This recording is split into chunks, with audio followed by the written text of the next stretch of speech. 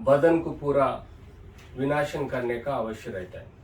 तो इस चीज़ को अपने को समझने का जरूरी है।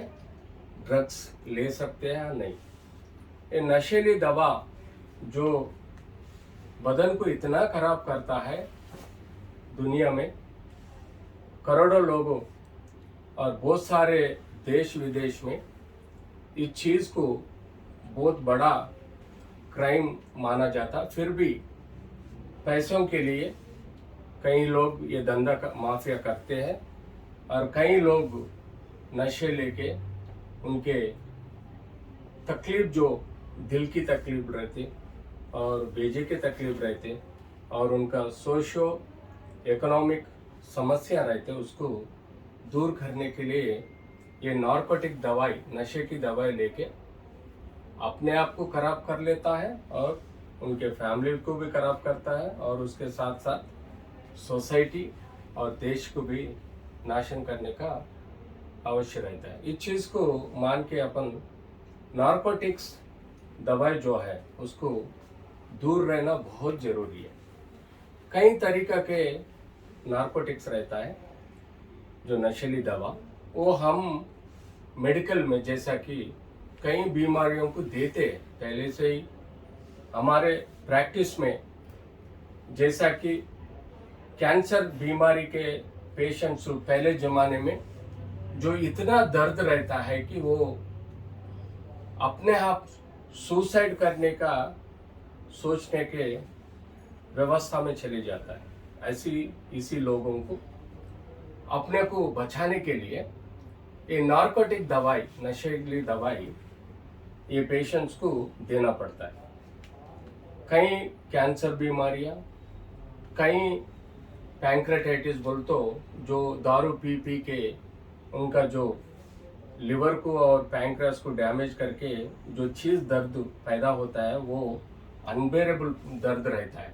उस चीज़ को कंट्रोल करने के लिए अपने को दवाई के रूप में जमाने से देने लग जाए, जैसा कि पेथिडिन, मॉर्फिन, कोडिन जैसा नशीली दवाई देना जरूरी है। मगर आजकल ये नशीली दवाई धंधा बन गया, माफिया बन गया। इसके कारण कई लोगों को पैसे कमाने की ये रहे तो कई लोगों को अपने आप जो तकलीफ को कम करने के लिए, जो दिल का और दिमाग का तकलीफ को कम करने के लिए ज़्यादा एडिक्शन बन के अपने आप खराब कर लेते हैं।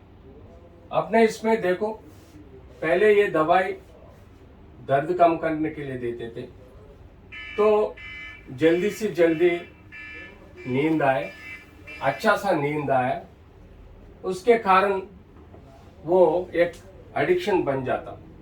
ये एडिक्शन बनने से जिंदगी भर उनको ये नशीली दवा के ऊपर डिपेंडेंट रहना पड़ता और उसके कारण उनका बदन पूरा खराब होके अपने आप फाइनेंशियली बदनाम होता, सोसाइटी में बदनाम होता और कहीं कहीं चोरी करने लग जाता, नहीं तो खून करने के लिए भी कम नहीं सोचता। तो सोसाइटी को ये बहुत बड़ा क्रिमिनल बनता है। तो इस चीज़ के लिए नशीली दवाई को अपने को कंट्रोल करना बहुत ज़रूरी है और नशीली दवाई से दूर रहना भी बहुत ज़रूरी है। ये सब्सटेंसेस पहले जो है दिल को, मतलब वो जो दिमाग और दिल को जो उत्साह करने के लिए पहले ये नशीली दवाई से होता है, मगर उसके बाद उसके सिवा आदमी जी नहीं सकता। ये नशीली दवाई से आदमी विड्रॉल सिम्टम्स बोल के एक महत्वपूर्ण सीरियस तकलीफ आने का चांसेस रहता। जैसा कि अगर एक नशीली दवाई लेने के बाद सडनली बंद कर दिए तो अपने आप पागल बन जाता है, घर वालों को मारने लग जाता, चोरी करने के लिए कोशिश करता, चाहे तो हत्या करने की भी कोशिश करता और अपने आप डेली पागल बन के अपने आप को मार लेता है और जाड़े आते हैं, बुखार आता है और उसके साथ फिट्स भी आने का चांसेस रहता है। तो ऐसे तकलीफों को नशीली दवा से बहुत ज़्यादा आता है, इसलिए अपने को संभाल के रहना भी बहुत ज़रूरी है। तो इस चीज़ में देख लीजिए, इसके लिए एक एनफोर्समेंट, एडमिनिस्ट्रेटिव एनफोर्समेंट रहता है। ये लोग ये जो नार्कोटिक्स को कंट्रोल करने के लिए प्रयत्न करते हैं। यूजुअली क्या होता कंपाउंड्स में, इसमें ओपियम सबसे ज़्यादा, ये जो है ड्राइड मिल्की जूस जैसा रहता है, उसके साथ साथ सीड्स भी रहते हैं।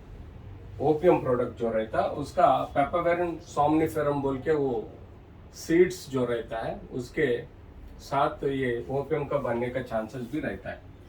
तो इस चीज़ में अपने को समझना चाहिए कि मॉर्फिन और कोडीन, ये 2-3 चीज़ें अपने को सबसे ज़्यादा सोसाइटी में नज़र आता है। जैसा कि आजकल ये कोडीन जो नार्कोटिक रहता, मॉर्फिन, हेरोइन और ब्राउन शुगर जैसा, और उसके साथ साथ अपने को इंजेक्टेबल मॉर्फिन मिलता है, पेथिडिन मिलता है, और इसके साथ साथ एंग्जाइटिक दवाइयाँ जो है एल्प्रोजोलम बोल के है, और कीटोप्रोफेन, और उसके साथ ट्रोमेडॉल जैसे कि दवाई भी अपने को बेजे के लिए काम करता है, और बेजे का 10 नस को दबा के रखता है, और उसके साथ बेजे से जो शुरुआत हुआ दर्द को कंट्रोल करते हैं। तो इस चीज़ के लिए अपने को समझना चाहिए कि हर दवाई, जब नार्कोटिक नशीली दवा जो अपन बदन में लेते ही, चाहे वो अपन इंजेक्टेबल लेते, नहीं तो नोज से स्नूप करते, नहीं तो मुंह से खाते, और सिगरेट में लेते, दारू में लेते, ऐसी नशीली दवाई जो है पूरा बदन को इतना डैमेज करता है कि वो फिर वापस रिकवरी होने का चांसेस कम रहता है। अल्कोहल भी एक तरीका का नशीली है, मगर उससे डिपेंडेंसी भी रहता, एडिक्शन भी रहता, मगर वो अगर कंट्रोल में लिए तो अपने लिवर डैमेज होने का कम शक्ति रहता है, और उसके साथ अपना बॉडी में कई ऑर्गन को थोड़ा कुछ फायदा होता है। जो स्मोक से, सिगरेट से, बीड़ी से जो नशीली ड्रग्स लेते हैं वो बहुत डेंजरस है। उसके साथ उनको हार्ट स्ट्रोक्स, ब्रेन स्ट्रोक और थिक के स्ट्रोक्स भी आने का चांसेस रहता है। सो इसके कारण अपन ये जो नशीली दवाई स्मोकिंग से, सिगरेट बीड़ी से लेते हैं, सिगार से लेते हैं, वो बहुत डेंजरस है।